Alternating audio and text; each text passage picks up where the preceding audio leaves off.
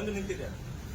ಯಾಕಪ್ಪ ಅಂತಂದ್ರ ಬಹುದಿನದ ಮಾದಿಗ ಸಮುದಾಯದ ಬೇಡಿಕೆಯಾಗಿರ್ತಕ್ಕಂಥ ಒಳ ಮೀಸಲಾತಿ ವಿಚಾರವನ್ನ ಇವತ್ತ ರಾಜ್ಯ ಮಟ್ಟದಲ್ಲಿ ಇವತ್ತ ಬಹಳ ಒಂದು ಗಂಭೀರವಾದಂತ ಸ್ವರೂಪದಲ್ಲಿ ಇವತ್ತ ಇದೆ. ಯಾಕಪ್ಪ ಅಂತಂದ್ರ ಇವತ್ತ ನಮ್ಮ ಒಂದು ಬೇಡಿಕೆಗೆ ಸ್ಪಂದಿಸಿ ಇವತ್ತ 30 ವರ್ಷಗಳ ಮಾದಿಗರ ಹೋರಾಟವನ್ನು ಗಮನದಲ್ಲಿಟ್ಟುಕೊಂಡು ಅನೇಕ ಹೋರಾಟಗಳು ಮಾಡಿದರೂ ಕೂಡ ಯಾವುದೇ ಸರ್ಕಾರಗಳು ನಮಗ ಮೀಸಲಾತಿ ಕೊಡುವಲ್ಲಿ ಮೀನಾಮೇಷ ಎನಿಸಿದ್ರು.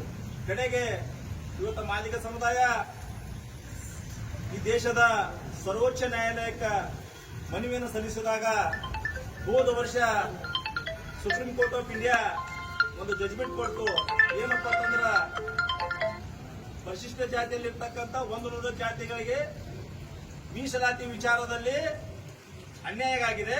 ಆ ಅನ್ಯಾಯವನ್ನು ಸರಿಪಡಿಸಬೇಕಪ್ಪ ಅಂತಂದ್ರ ಯಾವ ಜಾತಿಗಳು ಇವತ್ತ ಹಿಂದುಳಿವಿಕೆ ಬಹಳ ಜನ ಇವತ್ತು ಅರ್ಥ ಮಾಡ್ಕೋತಾ ಇಲ್ಲ. ಇವತ್ತು ಅಂಕಿ ಸಂಖ್ಯೆಗಳನ್ನ ನಾಗಮಂದು ಸ್ವರದಲ್ಲಿ ತೋರಿಸಿದ್ದು ನಾ ಹೆಚ್ಚ ನೀ ಹೆಚ್ಚ ಅನ್ನುವಂತ ವಿಚಾರದಲ್ಲಿ ಅಲ್ಲ, ಅಭಿವೃದ್ಧಿ ವಿಚಾರದಲ್ಲಿ ಸರ್ಕಾರ ಸವಲತ್ತುಗಳನ್ನ ಪಡೆಯದೆ ಇವತ್ತು ಸಮಾಜದ ಕಟ್ಟಕಡೆಯಲ್ಲಿ ಇನ್ನೇ ಅದೇ ಒಂದು ಶೋಚನೀಯ ಸ್ಥಿತಿಯಲ್ಲಿ ಇರ್ತಕ್ಕಂಥ ಸಮುದಾಯವನ್ನ ಮೇಲೆತ್ತುವಂತ ನಿಟ್ಟಿನಲ್ಲಿ ಸರ್ಕಾರಗಳು ಆಯಾ ರಾಜ್ಯದಲ್ಲಿರ್ತಕ್ಕಂಥ ಸರ್ಕಾರಗಳು ಏರ್ಪಾಟ್ ಮಾಡ್ಕೋಬೇಕು ಅನ್ನುವಂತ ಒಂದು ಮಹತ್ವದ ತೀರ್ಪನ್ನ ಸರ್ವೋಚ್ಚ ನ್ಯಾಯಾಲಯ ಕೊಡ್ತು. ಈ ತೀರ್ಪಿನ ಅನ್ವಯ ಇವತ್ತ ನಮ್ಮ ರಾಜ್ಯ ಸರ್ಕಾರದ ಮುಖ್ಯಮಂತ್ರಿಗಳಾಗಿರ್ತಕ್ಕಂಥ ಸನ್ಮಾನ್ಯ ಸಿದ್ದರಾಮಯ್ಯನವರು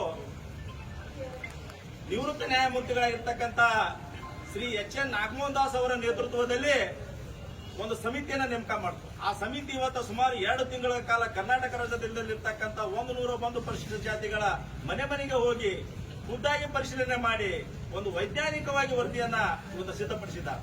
ಯಾವ ಜಾತಿಗೆ ಅನ್ಯಾಯ ಮಾಡಬೇಕು, ಯಾವ ಜಾತಿಯಿಂದ ಕಿತ್ಕೊಳ್ಬೇಕು ಅನ್ನುವಂತ ಶಿಫಾರಸು ಮಾಡಿಲ್ಲ ಮಾನ್ಯ ನಾಗಮೋಹನ್ ದಾಸ್ ವರದಿ.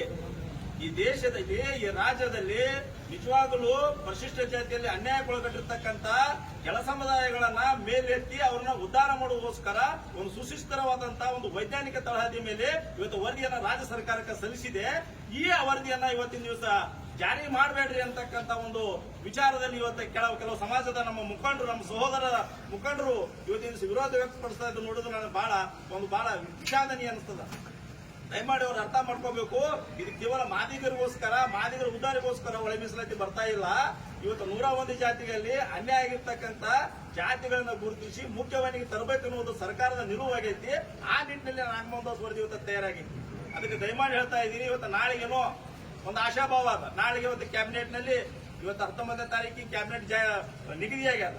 ಆ ಕ್ಯಾಬಿನೆಟ್ ನಲ್ಲಿ ಇವತ್ತು ನಾಗಮೋಹನ್ ದಾಸ್ ಅವರು ಯಥಾವತ್ತವಾಗಿ ಏನು ಜಾರಿ ಮಾಡಿದಾರಲ್ಲ, ಆ ಒಂದು ಮೀಸಲಾತಿಗಳನ್ನ ಮರು ವರ್ಗೀಕರಣ ಮಾಡಲಿಕ್ಕೆ ಇವತ್ತಿನ ನಿಗದಿ ಮಾಡಿದಾರಲ್ಲ, ಯಥಾವತ್ತವಾಗಿ ಈ ರಾಜ್ಯದಲ್ಲಿ ನಾಗಮೋಹನ್ ದಾಸ್ ವರದಿ ಜಾರಿಗೆ ಮಾಡಬೇಕು ಅಂತಕ್ಕಂಥದ್ದು ನಾನು ಮುಖ್ಯಮಂತ್ರಿಗಳಿಗೆ, ಕರ್ನಾಟಕ ಸರ್ಕಾರಕ್ಕೆ, ನಾನು ಮಾದಿಗ ಸಮಾಜದ ಪರವಾಗಿ ಒಂದು ಒತ್ತಾಯನ ಮಾಡ್ತಾ ಇವತ್ತು ನಿನ್ನೆಯ ದಿವಸ ಈ ಒಂದು ಕಾರ್ಯಕ್ರಮದ ಭಾಗವಾಗಿ